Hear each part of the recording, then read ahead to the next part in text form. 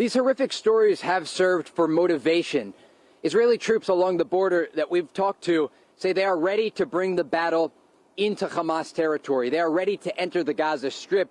They were in high spirits. We stopped yesterday and talked to a group of soldiers who said they are afraid. They're afraid to go into war, but they are ready. You can see it in their eyes. We spoke with Daniel Hagari, the spokesman for the IDF, at the site of that music festival yesterday where the massacre took place. And he was talking about bringing the battle to Hamas. You could hear it in his voice. You could see it in his eyes. The Israeli forces are ready for the days and weeks to come. Back to you, Sandra, Brett. Trey, first of all, it's Brett. You're doing a fantastic job and getting all this information out, covering all the elements of this depravity on the terrorist to civilian attacks. When I go around, people ask me, how are you doing? How is the crew doing? Do you get any sleep? What's that like?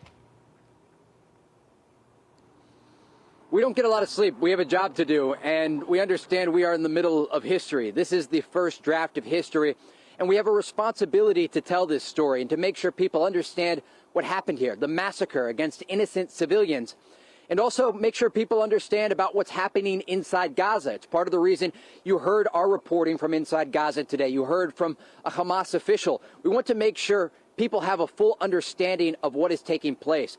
The largest ground war in the Middle East in years, and this is just the beginning. You talked about it earlier. This could just be chapter one of a very long and bloody book, and we're here to report on the story and make sure people are informed. And we thank you for that, Trey. You are bringing the stories like no one else can right now. And in this moment where we obviously know that evacuation is happening from the north to the south in the Gaza Strip, we're going to talk more about that with Mark Esper in just a moment here.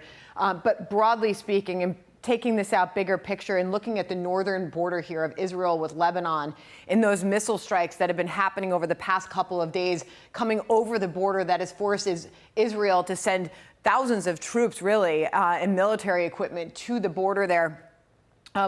This is one of the rocket launch points out of Lebanon, Daira, where a lot of that has been coming. We are just told in the last few minutes, Trey, and I'll get you to add to this, that Israeli shelling struck a Lebanese army observation post at the border here. Without further detail on that, this is sources telling Reuters that this happened. This is coming to us within just the last hour after Israel warned of a suspected army infiltration that it said it was responding to with artillery fire. Trey, Israel is ruling out that any incursion had occurred, and residents of a village near the border who had been instructed to hole up at home and lock their doors and windows. They were told they could again go outdoors. Obviously, there's some conflicting reports as we try to manage what exactly is happening on the ground. But Trey, can you give us some more color exactly what is happening at the northern Israeli border at this time as we do see fire being exchanged?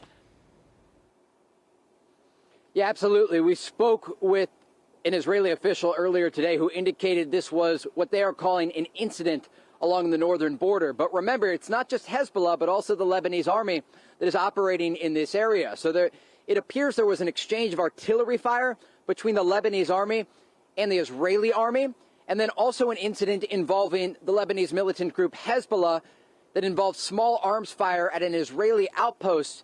And then the Israelis responded and are responding again this hour with drone strikes in southern Lebanon. The biggest concern for Israel is Hezbollah. And I want to get into a little bit about what happened yesterday because it's very important information. There were Israeli strikes reported on the airports of Aleppo and Damascus in Syria. And this is an indication that Iran is still trying to smuggle weapons into Lebanon. In the past, Fox News has reported exclusively, speaking with Western intelligence sources, about how Iran gets precision-guided missiles to Lebanon. And all of these missiles are pointed at Israel. And they smuggle them through the airports in the western part of Syria. And so the fact that since this war began, the first time Israel is striking Syria, it's an indication that Iran is still trying to smuggle weapons into Lebanon and possibly preparing for a larger conflict. We also spoke previously with the former defense minister. He was defense minister at the time, Benny Gantz, and he showed me a classified document. And on that document, we had to blur it for our viewers, but I saw it with my own eyes. The Israelis had pinpointed every single missile launch position in southern Lebanon. There are thousands of missiles in Lebanon. They are all pointed south toward Israel, and the Israelis understand this. And it's a major concern because right now there are Israeli artillery units and tanks and infantry troops on the northern border with Lebanon. They're preparing for the possibility that this turns into a full-scale regional war. But if missiles start coming in from Lebanon at a wide scale, Israel does not have the missile defense systems to shoot them all down. The Israelis have indicated, officials have talked to local media over the past several months, warning of this worst-case scenario, this multi-front conflict, if it heats up in the south and the north. And that's exactly where this is headed, and it's of concern. If it happens, the Israelis understand there will be mass casualty situations in the northern part of their country. The Lebanese militant group Hezbollah will fire on Haifa. They'll fire on Tel Aviv. They will fire on these major population centers. And if they do that, Israel's missile defense system, the Iron Dome, will certainly be overwhelmed. And Trey, just going back to that, we know that they have already clashed with Israel across this border multiple times. And the Hezbollah deputy chief, Qassem, he is saying that the group will not be swayed by calls for it to stay on the sidelines of this conflict between Israel and Hamas, saying it is fully ready to contribute to the fighting. That in just the last couple of hours from Hezbollah's leader. Trey, we will see you again shortly. Thank you. I'm Steve Ducey. I'm Brian Kilmeade. And I'm Ainsley Earhart. And click here to subscribe to the Fox News YouTube page to catch our hottest interviews and most compelling analysis.